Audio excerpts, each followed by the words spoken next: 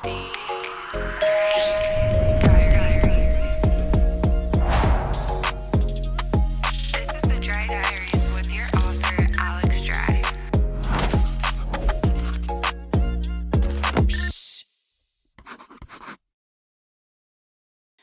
guys, what's up? It's your author, Alex Dry, and I am back with another entry of the Dry Diaries.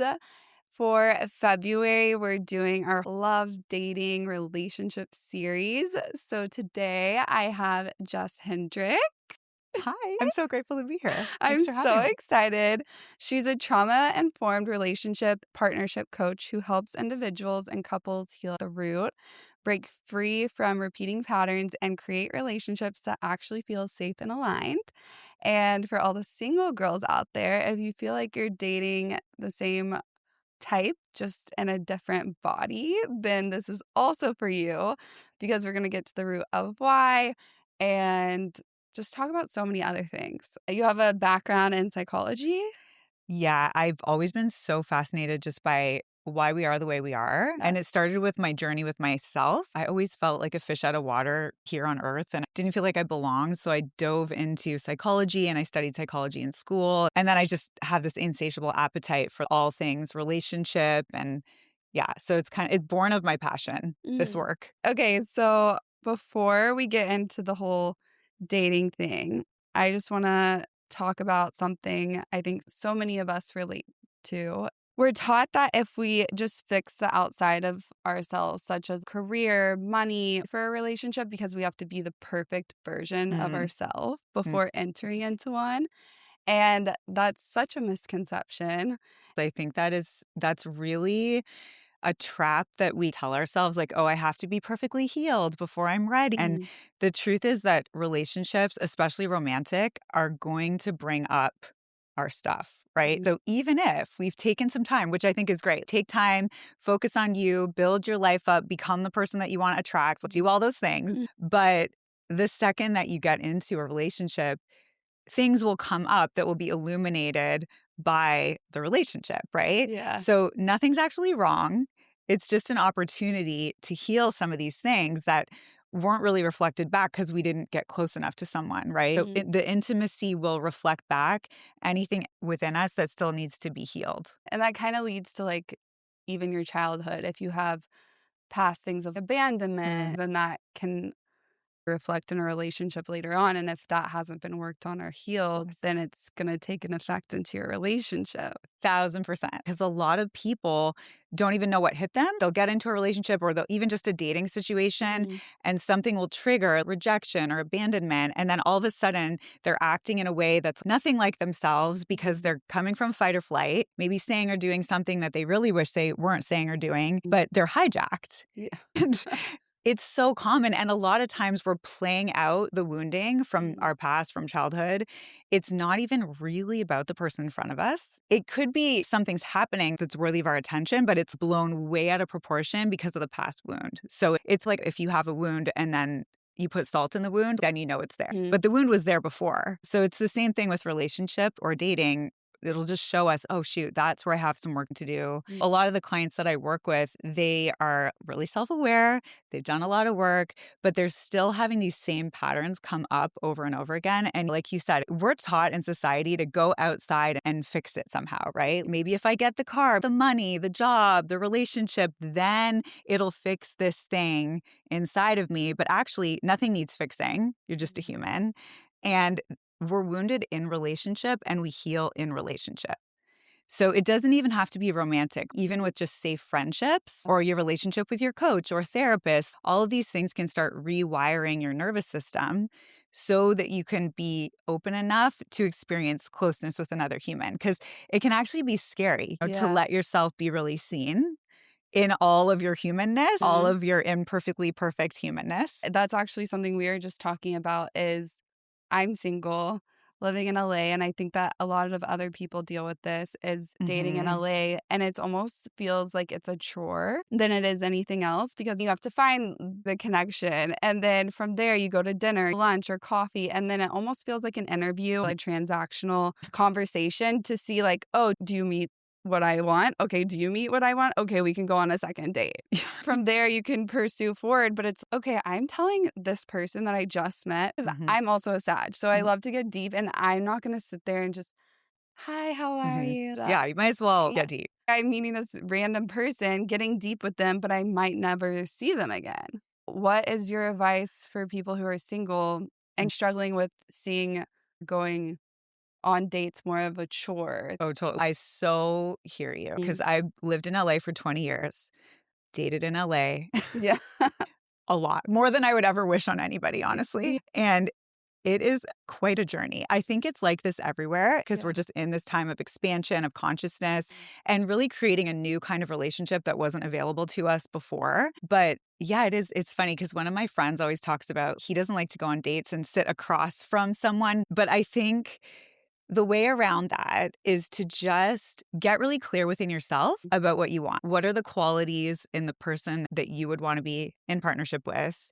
And then work on developing those in yourself. Do you have those qualities that, or are you the person that person would want to date themselves? And that's where the work is. And then as far as dating, it's like, we got to screen people. Yeah. Okay. I know it might seem a little weird, but I would say if you're meeting someone on an app or something, FaceTime them first. Save yourself a lot of time. It's a little awkward, but in my opinion, it's way better than going out, True. go to dinner, and then it's 5 minutes, you know that it's not Yeah. aligned. So I would text a little bit, FaceTime, maybe only once. Don't develop this big connection before you've met them because that's another issue. Then go meet them and then literally talk to yourself on the way there and just you're meeting another human. Try not to go into it of, is this my future husband? Is this my future partner, my boyfriend? Because that already is just set up for failure. It's like, okay, human to human, I'm going to sit with a human and get to know them and let's see if there's alignment. And I think you feel it pretty quickly. The Yeah. more clear you are with yourself, you can recognize it versus if you're not clear within yourself, then it's, oh, and then you end up dating them for 3 months, a year, 2 years. And then the things that actually end up ending the relationship were present really early on. Yeah. I feel that even with myself, if I go on a date within the first 5 minutes, I'm like, Yeah. okay. The best advice I got though was just treat it like you're meeting a new friend. Take something positive that they're sharing and leave something with them Mhm. that is positive. It's still making an impact and moving forward. I definitely went through the stage where I would romanticize and be like, okay, this is my husband. We're going to get married. I think we all understand that. Everyone's gone through that stage where Yeah. it's really fantasy, right? We're going Mhm. in with this fantasy, and then no one's actually going to live up to that Yeah. fantasy. So it's like bringing it back to reality, knowing our mind's going to do what our mind's going to do. It's going to, oh, maybe it's my husband, maybe this. Okay, cool. Bring it into reality. We're meeting another person. And I love what you said. Bring something of value. And you never know what's going to come from that connection. Even if it's not a romantic connection, maybe they know your guy, or maybe there's a career opportunity, or who knows, or maybe you have something of value to give to them. So, What if at this point in your life you desire a relationship and meeting your forever partner, but you just don't have the energy to put out there to meet that person? Whether it's the dating apps, it's going out. totally. I know. Yes, it takes a lot of energy. So, this Yeah. is what I would do. This is what I started doing. I would just do something that I would want to do anyway. Mm. Like I'd go to an event that maybe I'd want to go anyway, that maybe it would be a networking event also, but I might meet someone there and stack it so that no matter what, I'm doing something valuable for myself. Okay. Or just start doing something that you love. Go and do the things you love, and you'll bump into people that are doing the things that they love, and then you have something in common. So for me, it's yoga. I just started going to yoga 5 or 6 days a week and then developed this whole community of people from the yoga Fun. studio.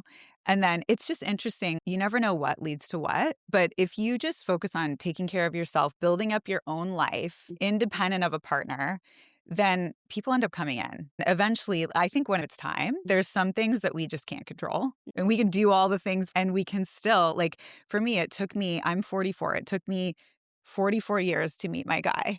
Met him this year. Talk about the level of patience, but also the level of meltdowns and breakdowns and being like, Mhm. oh my God, I'm doomed. I'm never going to meet somebody. I'm Yeah. helping all these other people, but it's not in the cards for me. So funny how that works too. One of my girlfriends, she didn't meet her guy till she was 42. And she was like, I had to be patient. And I was like, okay, maybe when I'm 42. And then the 42 came and went. And it's tough, but Yeah. I do believe that if you're meant to come together with someone, things will be moved. You'll be redirected. And I do think too, you taking care of yourself. So Yeah. if you're really tired, don't force yourself to go out. Stay home, take care of yourself, go out when you have energy. Yeah. And the universe will keep rearranging things and bring you together Mm. with whoever you're meant to meet. I'm from Texas Mhm. originally, so from the South, and a lot of people go to college, get married, have kids, and so coming out here was really refreshing because a lot of people don't have that Southern pressure, Yeah. but people still in their early 30s feel like they're so behind. They're Mhm. like, "I really want a relationship. I wanna meet my husband." So what is the best advice for them if they're feeling like it's just not in the cards for me? Oh, I know that one so deeply where Mhm, it's, "Well, what's wrong with me? Like, why is this not happening for me? Why is this mhm, happening for this and this person or whatever?" mhm, For so many years, that was my experience too. I was just like, "Oh, why does this person get to meet someone? Why do they get to have a child? mhm. What's even gonna happen with that?" And I think like it's very real and very human to be able to speak openly about it because there's a lot of ideas in society around things happening at a certain time. Yeah.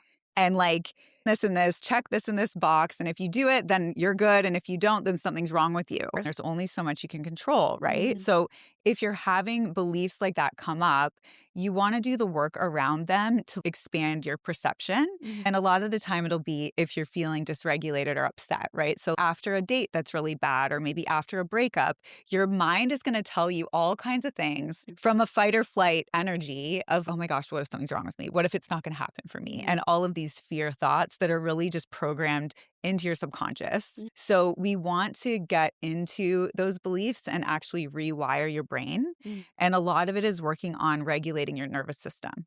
Because as soon as you get regulated, all of a sudden it's like new perspective. Oh, wait, yeah, it's okay. Like everything's unfolding. It's okay. It's perfect. Like the yeah. timing is perfect. And this societal blueprint is so wonky because who invented this thing? It makes everyone feel behind. I And know. then people that have followed it to a Mhm. T, and then still they aren't feeling Happy. happy. Yeah, So then what does that feel like? yeah, It's like this whole, it's a psyop, in my opinion. It's not good for us. yeah. You can follow the time that people tell you that you should follow, but at the end of the day, if 24-year-old Alex got married whenever it could have happened, I probably would have been Right. divorced by now. 100%. I hate to say that or put that out there, but the growth that I've had in those years is Mhm. insane. Yeah. You skipped your first divorce. Literally. Good job. That's so crazy It's to think awesome. We should about. celebrate that. Yeah, honestly. Yeah.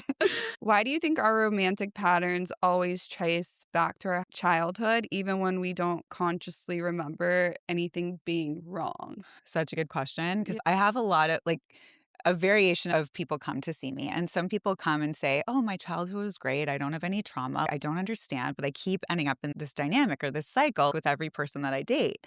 And again, it really goes back to the nervous system. And our nervous systems and our belief systems are really wired between the ages of 0 and 7. Mm. So whether we remember or not, our body remembers Yeah. things. And whenever we've had a high state of emotion, negative emotion, we will create a belief around that emotion Mhm. that will supposedly protect us, right? Oh, I'm going to be alone, or people always leave, or I have to be perfect to be lovable, whatever it is. It's designed to keep us safe and protect us Mhm. from going through whatever the stimulus was that Mhm. created that belief, right?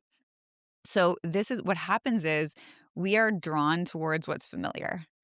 Mhm. So, whether we consciously know it or not, there could be 100 people in front of you, right? And Yeah. you'll pick the one that's gonna prove these beliefs right. Yeah. And that it's a little bit we need to become aware of it because otherwise it's gonna keep reinforcing the belief that something's wrong with me, like you said, or Yeah. I'm behind or Yeah. whatever. Or like how people say repeating generational trauma Oh, because totally. subconsciously you're picking something that you grew up Yes. around or what is familiar to you. Oh, Yes. interesting. I have a client and I love her so much. We've been doing a lot of work together and she promised herself that she didn't want to be with someone like her dad. And Mm. so she did everything she could imagine to choose a partner that was not like her dad. And spoiler alert, that's exactly how it turned out. He ended up having the patterns, the behaviors of her dad.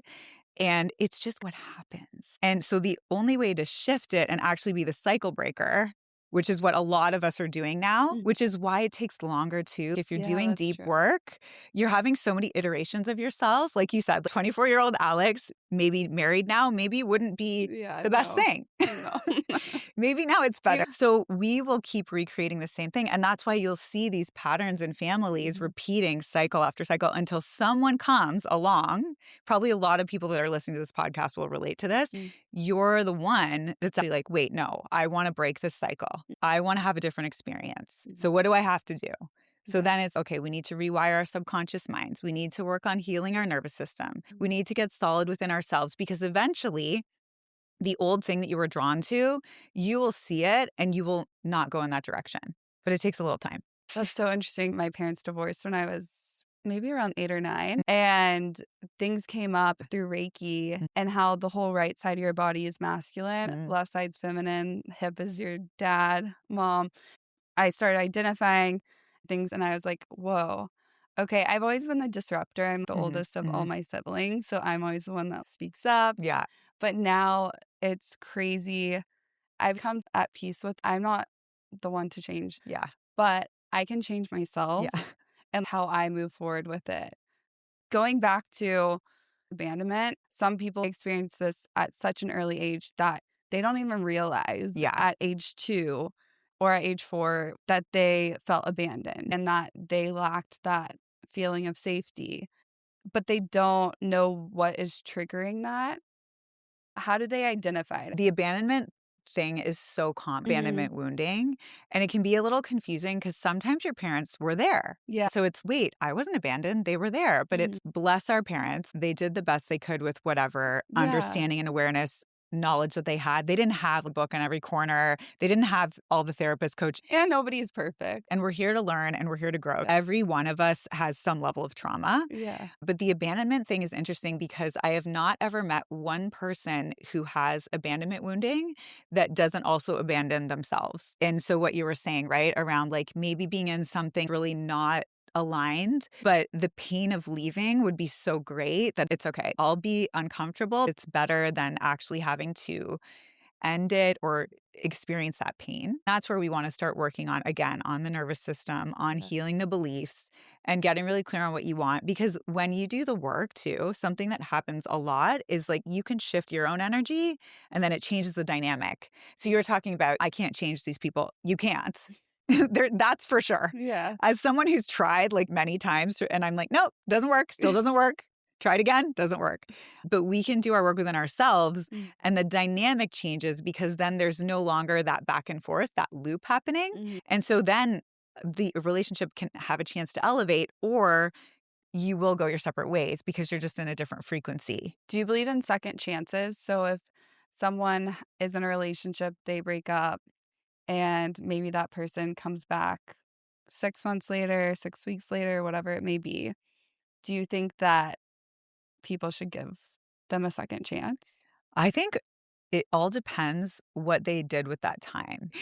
Really took a deep dive and looked at themselves and did some of their work on themselves Mm. and come back and really present that, then I would say tune in with yourself because every situation is different. Absolutely. Mm. I'm someone who's needed second chances Mm. many times in my life when I've reacted from triggers, I've said certain things, and like I'm so grateful for people's grace, especially when I was younger. So I think always extending grace, but not at the expense of your own self and your Mhm. own peace. Yeah. I've been such a big believer if something doesn't work out the first time, it's probably not gonna work out the second time around.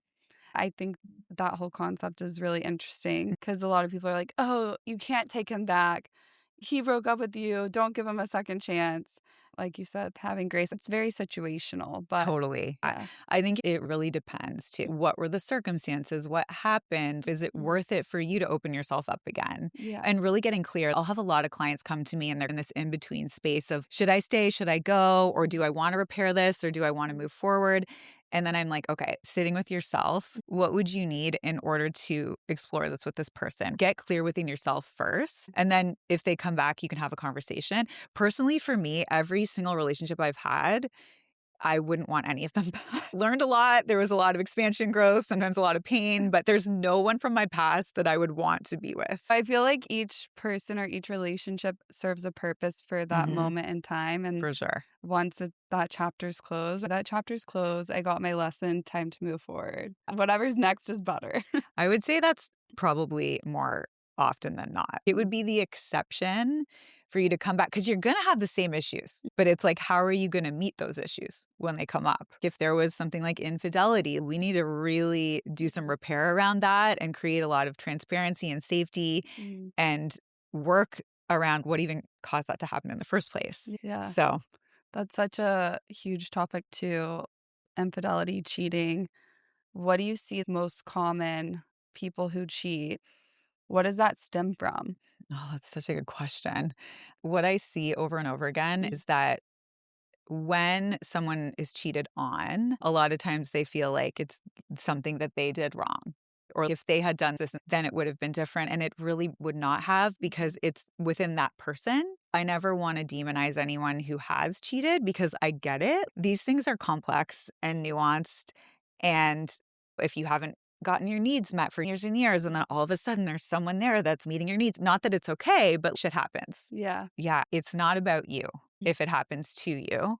And mhm, if you find yourself being someone who's cheating, then there's some work to do because mhm, it's not an integrity. yeah. If there's ever any pattern that's showing up in your life and you don't want to be engaging in it and you're engaging in it anyway, then you want to get some support Mm, because there's something that's running in the background, subconscious beliefs, wounding that's running the show. That's where we talk about healing at the root rather than going out there and finding the next person or finding yeah, 'cause that's whatever. such a thing in today's world, especially with 100%. dating apps. Just swipe to the next Yeah, one. I think there's also a lack of communication in a lot of relationships, and that probably is where cheating comes in. Even Yes. for myself, growing up with divorced parents, I never really saw a healthy marriage in front of me.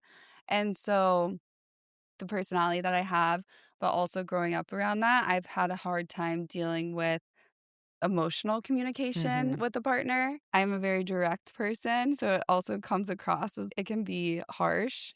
But if someone is struggling with communication or they're feeling a certain type of way, what would your advice be?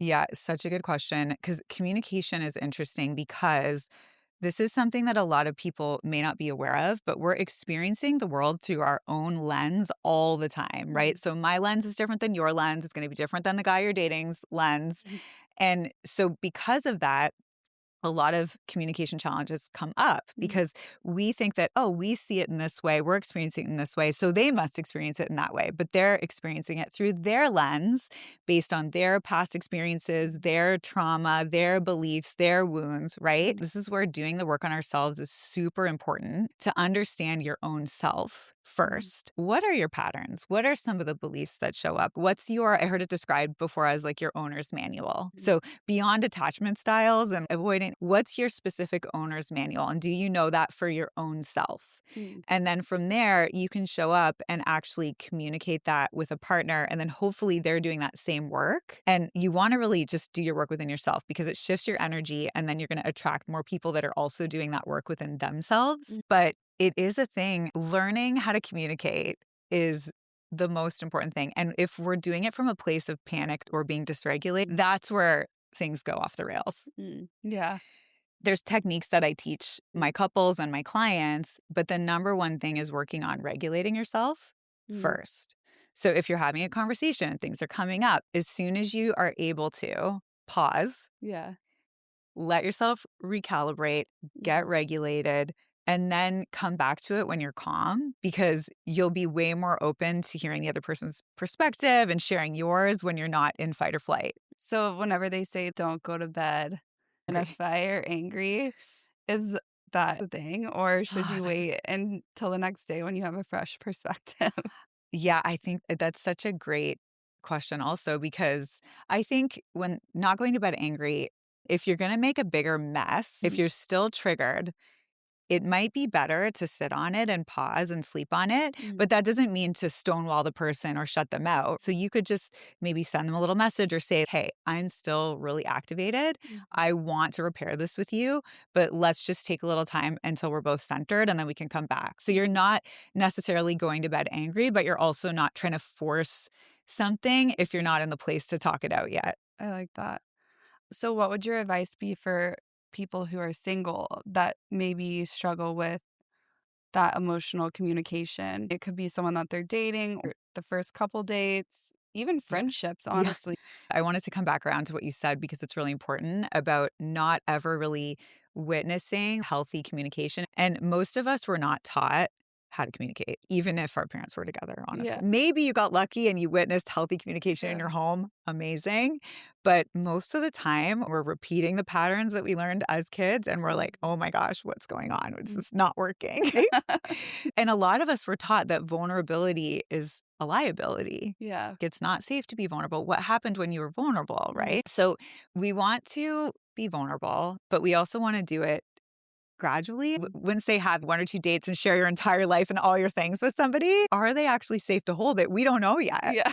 So that's where we can get into trouble. A lot of times, what I'll do, and I'll suggest that my clients do, is just tell the truth. If you're feeling a little nervous or you're practicing doing things differently, share that. Yeah. Just name it. Dating's challenging for me. I'm trying to do it differently. I'm going to try to be a little vulnerable. It's a little scary. And something happens when we just speak it out. It actually calms our brains down. If we're nervous and we say, I'm a little nervous, it actually calms Mm. us down because we're paying attention to that part of ourselves rather than pushing Yeah. it aside. It's okay. Let yourself be nervous. People playing hard to get. What's your take on the chase, Mm, playing the game? If a guy is trying to date you or says that he's interested, but just gives you breadcrumbs, or he's not following up, not being consistent. How do you handle that? Do you write that person off? mm, Do you continue? yeah. What? Good question. Yeah. The dating world right now, I just feel for Do I would say, again, back to getting clear on what works for you. So if you have this list of qualities, consistency Mm. or safety, if someone's not showing up that way from the beginning, chances are they're probably not going to. And we can do the thing where we're like, maybe I can correct this somehow, though. It'll activate our attachment wounding, Mm. where we're like, okay, this is feeling super unsafe. What can I do to control this? How can I get this person's attention? It wastes so much time and energy Mm. versus somebody just showing up as consistent from the beginning. But it's tough sometimes, really just having your own boundaries and even communicating, giving them a chance because some guys, some people are like trying to play it cool too, right? So Yeah.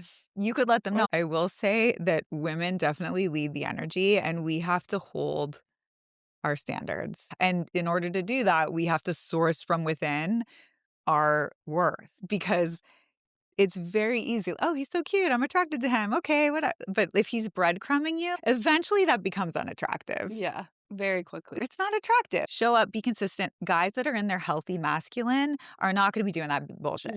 They're not. They're going to be like, I'm into you. When are we doing this thing? Yeah. Make plans, follow up. That's a good way to discern Mm. if someone's actually in their healthy masculine. And we live in LA and there's a lot of craziness here. That is the number one sign, even for myself. I haven't really been actively dating, but 2026, hopefully something new will happen. But from the beginning, if they're not showing initiative, providing the safety and making the plans, putting in the effort, then it's going to be like that through the relationship. So Yeah. just save your time, save your energy, stop waiting for a text back. Yeah. They're showing us from the beginning. And if someone's too into you too quickly, that's also a thing. Oh, yes. So we wanna be mindful of that too. Okay. Like, but you can be consistent and grounded in your masculinity and pace things. They're not gonna leave you wondering. They're not gonna leave you on red. They're not gonna be leaking their energy all over the Yeah. place. If I had this information when I was younger, Mm. I would have saved myself so much time. I spent so much time with the breadcrumby guys or even the toxic guys because Mhm. what we're doing is we're trying to correct our childhood wounding with this person. But here's the thing. We're not going to because it's the similar energy. So we're going towards the similar energy, wanting to correct it, wanting to have this restorative, repairing experience, but it's fundamentally flawed because we're drawn to that energy that can't do it because they're not actually capable. That's not a reflection on you. That's a reflection of their capacity, Mm. which is hard for a lot of women because I will sit with my clients and, oh, maybe he just didn't like me. Oh, maybe he's just going out there and he's going to have this amazing thing with this next girl. And I'm like, probably not, Yeah. because he has a certain capacity Mm. and that's what he's going to bring that everywhere he goes. So we have to really practice detaching our worth from however this guy is showing up or not showing up, and really practice being in our queen energy, which is a practice. We're going to have days where it's, oh my gosh, is this ever going to happen? Eventually you'll end up where you need to be. The more you choose yourself and stand in your power and just hold what you want as sacred, the faster that things will line up. Obviously, this person has to do their work. So again, it's the universe doing its thing. But I love how you said, though, go to places that you're already interested in or passionate about, and then you'll meet that person through that. I feel like a lot of the times living in LA, going out on the West Side, it's every weekend, you're just doing a repetitive pattern and you Mhm, think that you're going to meet your husband or your mhm, next boyfriend mhm. there. It's the same people and they're still in the same cycle. It's like, why am I not meeting the guy of my Yeah. dreams or my future husband? And it's you're not in the right places of where your frequency meets. Mm, I am a big person on you transferring. If you're hooking up with a person for one night, that mhm, energy is being transferred amongst you. So if you mhm. feel low or your self-worth feels down or anything like that the next day, it's a Yeah. thing, right? Oh, 100%. It's really true. So sexual energy is literally the most powerful energy that we have access to, right? Mm. Creates life. And if we're just throwing it around, and no judgment, I get it. Yeah. Sometimes we've been single for a long time. We just want connection. So it's Mhm. okay. But we are exchanging this energy that we are going to take on their energy. They're going to take on our energy. Mhm. And if you're sleeping with like multiple people, then you're just filling all of this energy Yeah. into your body and your psyche. And then it feels, oh my gosh, why do I feel like this? Maybe because of that. No shame, Yeah. but just looking at, okay, how do I feel after I engage in that? And is it actually supporting me? Because, yeah, the hookup culture, oh my gosh. I've had so many conversations with people about this. Oh, you just see it differently. And I can hook up with people and I'm fine, but they're having health issues. Yeah. I'm like, really? I respect people's Mhm. journeys, Yeah. but it is real. I'm like, have fun, but at the same time, just know or keep in the back of your mind that this is being exchanged. And if you're hooking up with multiple guys, it's going to start dysregulating. I was Oh, gonna say, your body, and again, no shame, like, we yeah. get it. Your body will start saying no for you in the Mhm. form of health issues, UTIs, or other things that come Mhm. up when we're just mixing all of those energies. Because if you think about it, if you're sleeping with a few people, they're sleeping with a few people, they're sleeping with a few people, Yeah. all of those energies are all in this jumbled up Yeah. It's mess actually together. crazy. So if you understand spiritually and energetically what it is to sleep with someone, Mhm. and we would be a little more mindful, Mhm. probably. And do you think it's a blockage to being able to meet a future potential partner because you're not allowing yourself to be open Mm, and receptive to other things out there? definitely no. And so if you are still holding those, it's hard to be open and receptive to new energy to come in. Is Yeah. that Yeah, great. I love your questions. These are so good. It's funny because I had that outlook personally, and I was like 41, and I'm like, okay, I need to just clear, have none of this BS, none Mhm. of weird casual anything, just keep my space open. And I was like waiting and waiting. And then I met someone who was definitely not going to be my husband, but we had this connection, and he was too young for me. But honestly, I was freaking tired. Yeah. I was like, you know what? This is here. It's amazing. It's not going to be a long term thing, but I just allowed myself to have that experience and that connection. Definitely got attached. But it's funny because I don't feel like that blocked anything. But I do think there's something very powerful about just taking time away from all of it. Because then there was a period of time where I did that. No dating, no men, nothing. And I think you create a bit of a magnetic energy because there's space. So Mhm. something has to come into the space. But I don't know that it's exact science. I was asking my girlfriend who's intuitive during that time, and I was like, Yeah. "Am I blocking my husband? If I'm doing this, am I blocking?" She was like, "No, you're not blocking. It's okay. Don't worry, because the universe will move us around, move things around." And that's what happened. It lasted, I don't know, 5 months, and then it was like, time to go. I had no control over it coming or leaving. Yeah. It's just what happened. The saying that says the guy should always like you more than you like them. Is that a thing? Is That's a that a thing? great question too. Yeah, I don't know. I think a lot of these things have nuances, Yeah. but anything black and white, I'm a little bit leery of. Yeah. But I think it really depends on the dynamic between the two of you. Yeah. Even with myself, there's been people who have come along and we started out dating. I was treated really well. Ideally, we were best friends. We got along. Everything was great. I felt 100% safe around them. But that romantic chemistry was missing. And so I'm thinking, okay, on paper, this is amazing. Mhm. Everything is there, all the qualities that are hard to find. But the only thing that's missing is that small romantic spark, Which is not small because we kind of which is need it. not small. Yeah. But do I take one for the other?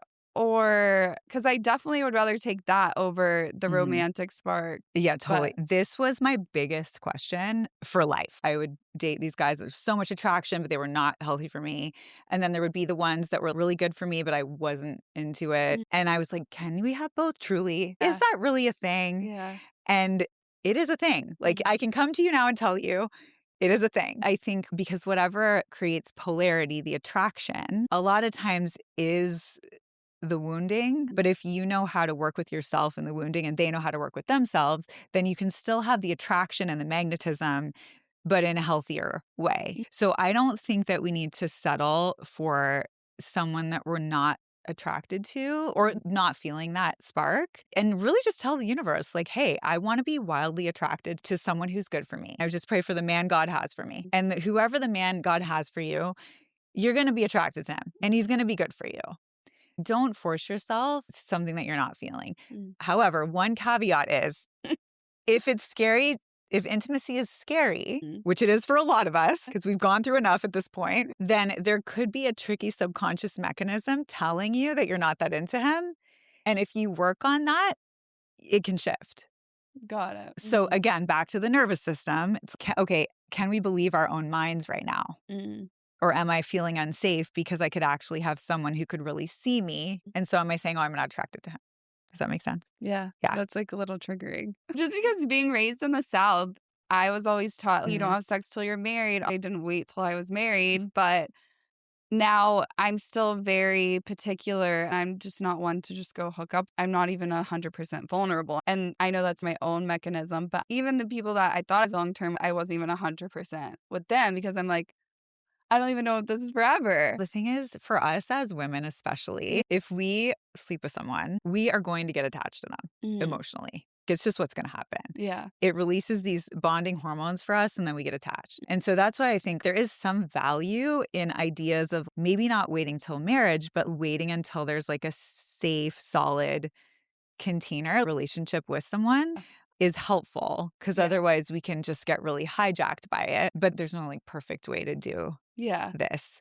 But yeah, it's something that we all have work to do around probably because a lot of women, myself included, had this age old question of, okay, can I be attracted and can they be good for me? Is that possible? And it is, but like we need to become aware of what is showing up for us. So look at what in every relationship you've had or every dating situation, what are the things that keep showing up on repeat? And those are the things that we could look at and Mm. take a bit of a deep dive to see, is this, am I actually not attracted or is it like a protection mechanism? Because being vulnerable is scary or intimacy is scary. If I was dating a guy and 6 months in, everything's going well, and he's like, "Oh, I'm sorry, this isn't gonna work out."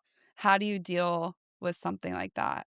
That's really tough. And I would say a lot of times when people feel that way, like it came out of nowhere, Mm, it probably didn't come out of nowhere. There were probably some signs from the mhm, beginning, yeah, but a lot of times we haven't been taught how to discern properly, right? So we learn by going through experiences. And then a lot of times what will happen is as the shock of the being blindsided subsides, then we can start to see with a new pair of glasses and Mhm. look back, actually, this kind of showed up here and that showed up Yeah. there. And it'll help us the next time around to be discerning. But again, it's not that you did anything wrong. It's just that these relationships are here for us to learn. Literally, romantic relationships are the hardest mirror for Yeah. us because we are going to see all the aspects of ourselves that we don't really want to look at. We're going to see all of the stuff with our partners, vice versa. So it takes a lot to actually keep meeting these moments Yeah. and just be humble enough to be like, oh my gosh, okay, here we are, Mm. another human moment instead of cutting and running, for example. Mhm. But if there's someone that's cutting and running, then they've got some stuff, Couldn't. some work to do. That's such a thing. Also, it goes back to what you said with grace too. Getting into a relationship, you really have to put your ego aside, humble yourselves, and realize I'm in this with this person. If you're Mhm. dating for marriage, Yeah. then long term, and you're going to see that person go through the hardest times, the best times, but are you willing to lift that person up when they're down and vice versa? And it just takes a lot of emotional intelligence on both ends. Yes.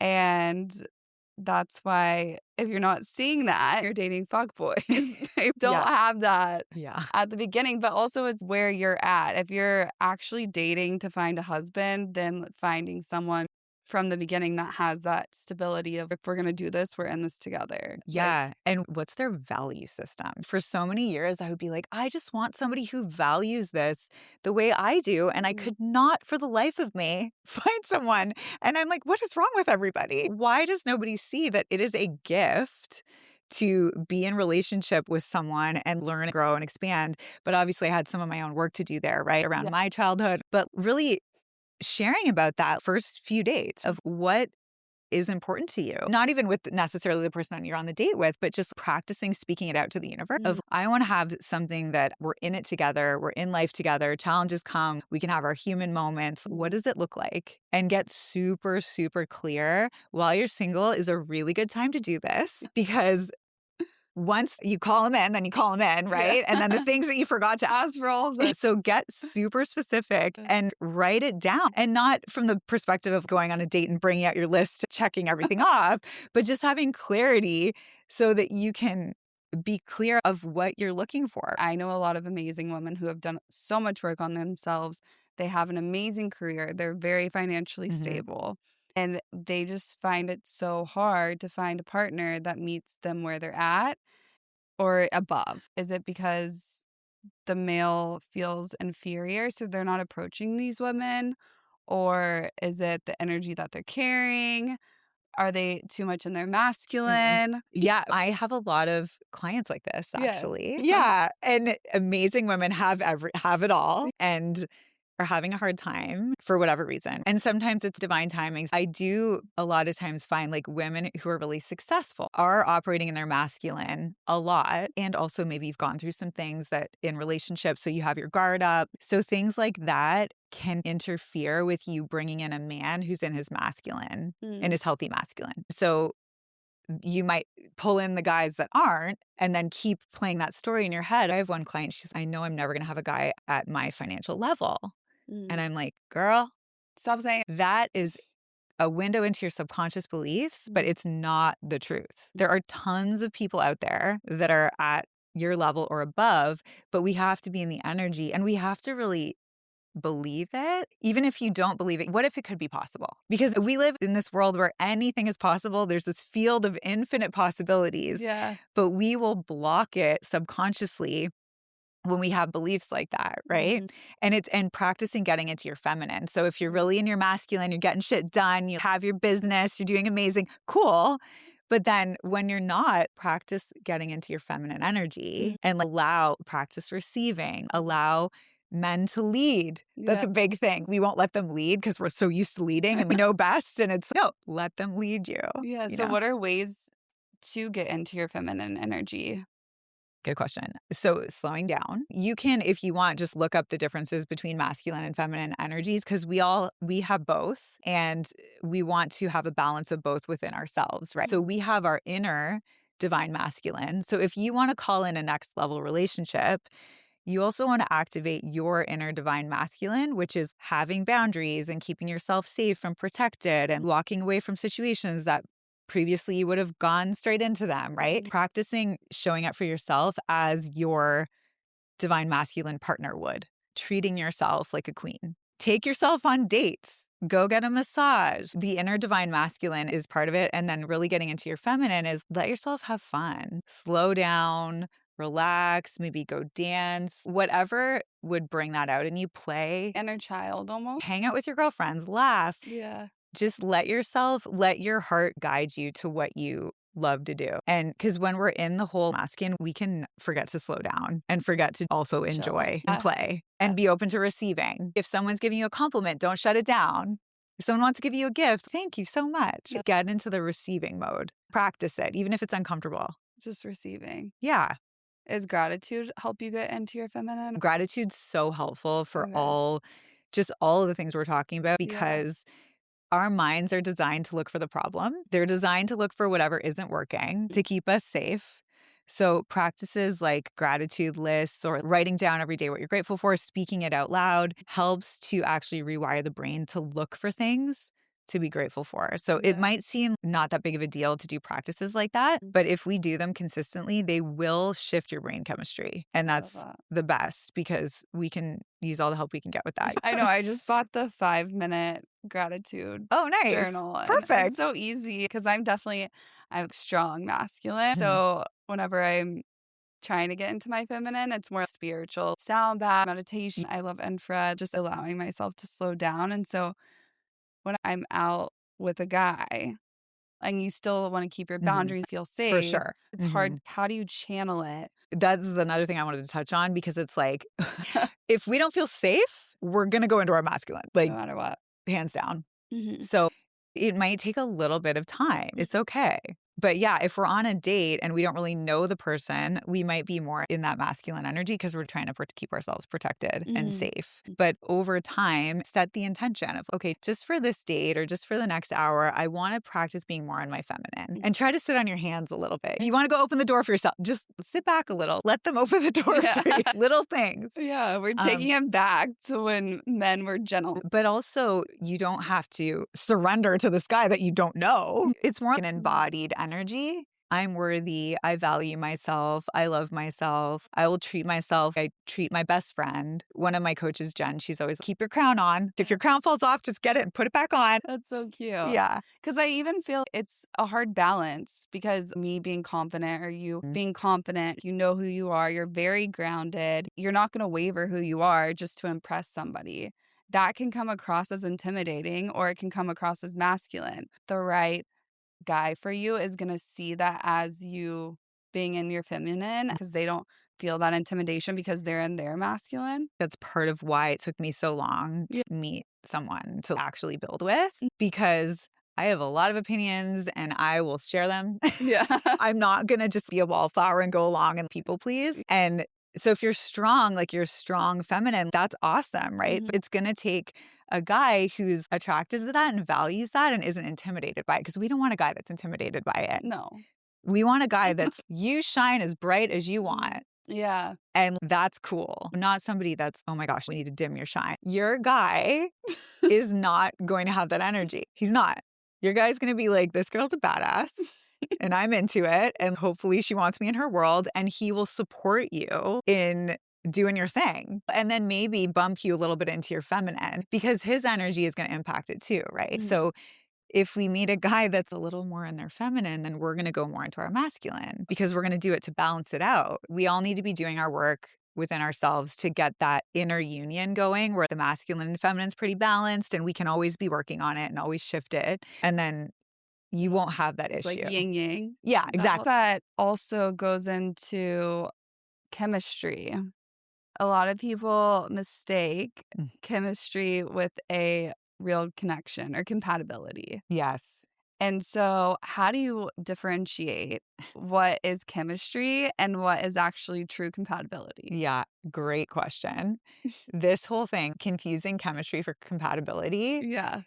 it happens, right? Yeah. Because we'll see someone we're attracted to and it will take all of the things that we want in a partner and just put it on them. Oh, I'm attracted to them. So then this is what that is. And that's why we need to be discerning. Attraction is part of it, but it's not the whole thing. And one of the teachers that I love, Mark Groves, he says he's not everybody that makes your loins tingle is a good match for you, which is a weird thing to say, but it's true. Just because we're attracted, we need to be more discerning. What are the qualities that I desire in a partnership? And if you're anything like me, I had so many challenging, painful, toxic relationships. But after each one, I would sit down and make a list, and I couldn't really get to the qualities that I wanted. So I write down all the things that did not work for me, all the things that just were not the thing. And then what's the opposite of those things? So someone who's breadcrumbing, someone who's inconsistent, someone who's manipulative, what's the opposite of that? And I made my most powerful vision Oh, wow. From the from opposite. of like the contrast of this sure doesn't work.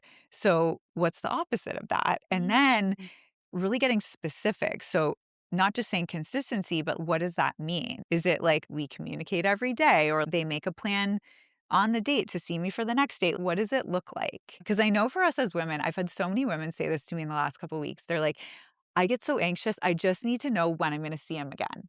As soon as I know when I'm going to see him again, I'm good. But if I'm waiting in the abyss, then that's so hard for me. And so I'm coaching them to communicate that and let the guy know, hey, it really helps me if I know when we're going to see each other again. But yeah, the chemistry and compatibility thing. So we want to be clear, we want to be discerning and vet them a little bit first. Go meet them in public. The dating apps are so challenging. I know. But I think if you can just meet somebody out in the world, Yeah.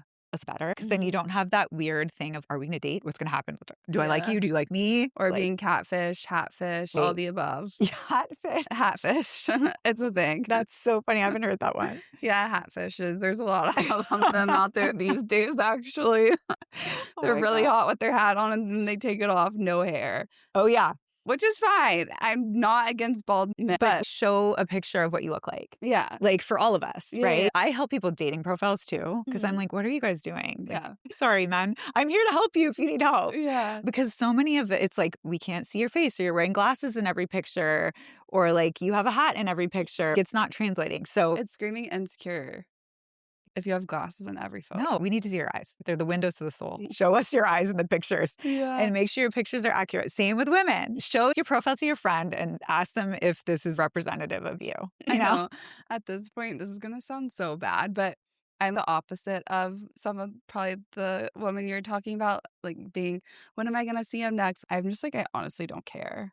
I've had confirmation my time's coming soon, but I'm Yeah. going to meet him out in the world because I'm not a person that can have a simple conversation over dating profiles. Yeah. Yeah. I would trust that intuition because that's what happened to me. I was on the apps for years and I'm like, oh my God, the amount of time that I wasted on these things. I know. They are a channel. And I do believe like God works in all the ways, Different right? ways, So that can be a channel for you to meet your guy. I know people that have.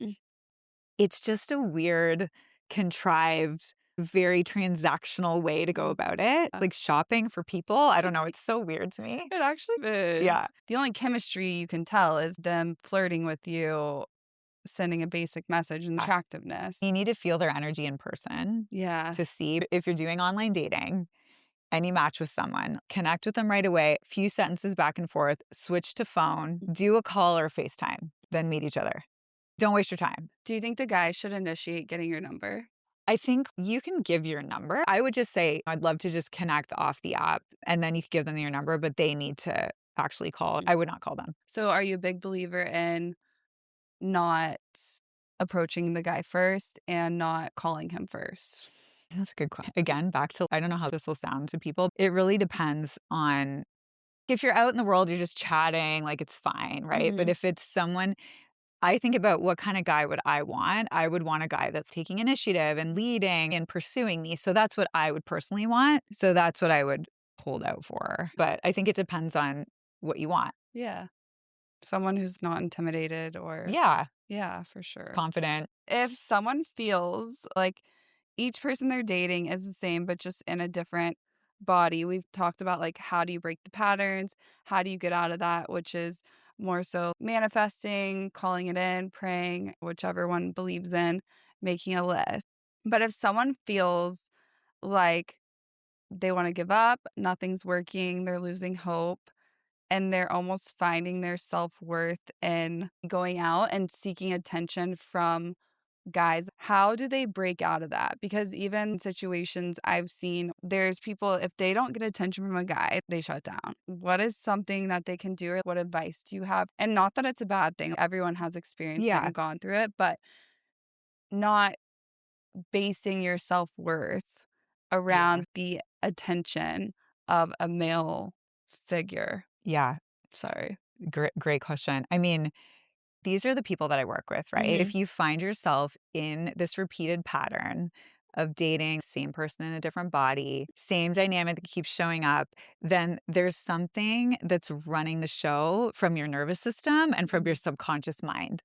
So we need to get to the root of that and Mhm. actually work on healing it from the inside. And then what shows up in your life externally will be different. It's hard to believe that Yeah. when you've had repeated experiences of the same thing or similar dynamics with different people, Mm. but it's really miraculous what happens when we can start to feel safe in our bodies, because the whole thing of seeking validation outside of ourselves or whatever the pattern is, all of it is just trying to soothe whatever the stories are inside of us. And seeking validation is one of the ways, right? Is it's a bit shaky because we could go out and we could get all the validation. We feel great. Yeah. But then we go out and we don't. And then we don't feel okay. Mhm. And it's hinging our value on this external thing versus working on building our own worth from the inside out. But again, we are very programmed to do the opposite. Find the external thing, and that will soothe the internal pain. But it's the opposite. And then once we do this internally, our outer world shifts. And then you stop looking for if he's watching your story, like Stories. DMings. I can't. I know the story. There's also dissociation factor to that as well. Yeah. You either can be obsessive, seeking all of the validation, or dissociation, where Yeah. you've been so far removed to the point where you're just like, Yeah. I don't even care anymore. But that's also not healthy either. So if you find yourself disassociating, then how do you bring yourself back to that place? Yeah.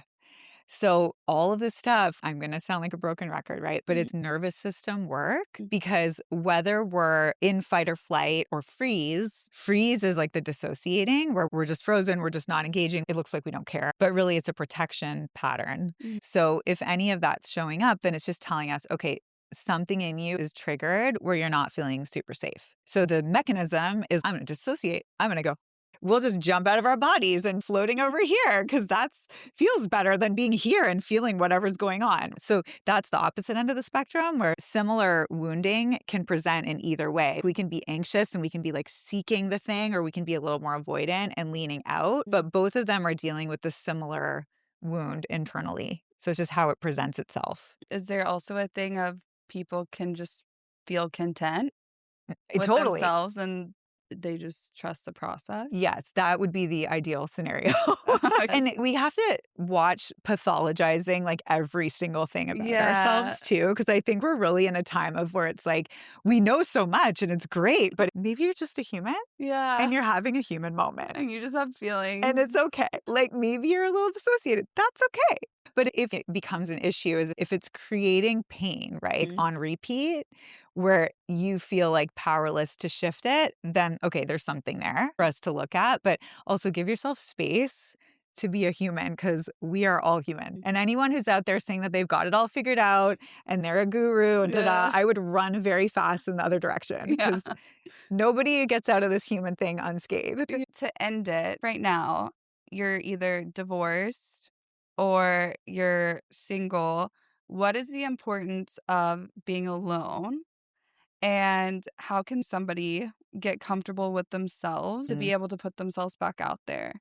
Because I think that we talk a lot about being in a marriage, looking for a husband, but a lot of people don't talk about mm, being divorced or that solitude moment of being single. for And sure. there's one thing to be single and searching, Mm. but there's another to be single in solitude. There's a lot of importance. I mean, you know Well, way more than no, me, but you're very I wise. So something that I've seen from my own personal experience is there's value in Mhm. taking time completely off of dating, like no man diet for a little bit or Mhm. no woman diet. Again, if you're running into the same kind of issue or dynamic over and over Mhm. again, it would probably serve you to just pause and take a little bit of time. Mm. Now, a lot of us have stories around that, right? Of, I don't have time, but I want to get married. I want to have kids. I want to do it by this Yeah. timeline. Sure. What is it going to cost you to not pause and take the time and do the work?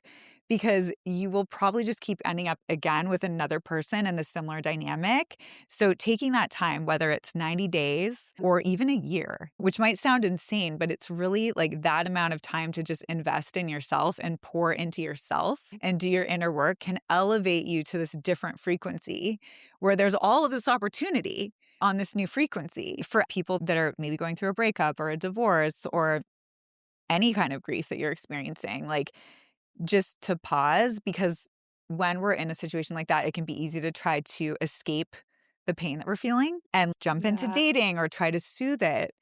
But really, the powerful place is to be able to sit with your pain and your grief and learn how to hold that Mm. for yourself, almost like you're working with your inner child. Mm. And learning to do that and go into those depths actually allows you to go higher into joy Mm. and peace and all the things that we love. But if we're running from that place by always dating, Yeah. then we're avoiding ourselves. Yeah, you're just filling a void that is one day gonna be exposed. And we're in an avoidant relationship with ourselves. So then we end up attracting people that are in an avoidant pattern because I'm running from myself over here. So then we're going to pull in that energy. I actually take a lot of people through this process of taking 90 days of no dating. And then a lot of my clients will go longer.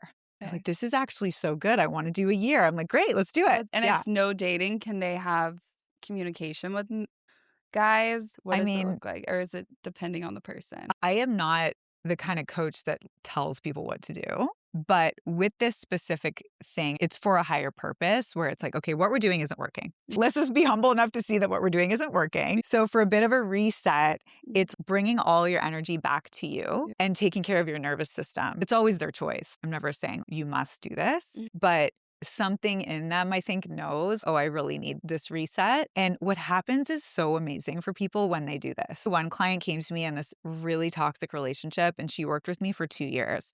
And she has exploded her life, Yeah. expanded in all of these ways. She's an amazing entrepreneur. She's doing so well. And dating, she's open to it, but it's not the focus. And when she came to me, it was the only thing consuming her. So That's another thing too. Dating can literally consume you too much that you're neglecting your yeah. career and it almost becomes your identity Oh, for thing. sure. And a lot of my clients do work in conjunction with coaching with Mm. me Oh, cool. just to have some extra support. What other modalities or spirituality techniques do you use in your coaching? Good question. I do a lot of the subconscious work, which is uncovering the beliefs in the subconscious that are running your life Mm. because you can have a protection pattern that's been there for a while that was really serving its purpose. Otherwise, it wouldn't have been developed. But now it's at the point where it's blocking what you want to experience. And so we want to get in and actually uncover these beliefs that are keeping you from what you desire because it's really just a protection pattern. So once you start feeling safe enough, you Mm. can create new beliefs, new wiring in the brain, and then eventually you just exist more and more in the new wiring and the old wiring starts to die away, like pruning a tree. So a lot of subconscious work, a lot of nervous system work, Mm. inner child stuff, conscious communication, teaching people communication tools, Mm. teaching people how to relate, how to get really clear on their vision for what they desire, and then becoming the match to that. Okay. So creating your vision, but then becoming what you're seeking. Yeah. Because what you seek is seeking you. How do you do your subconscious work?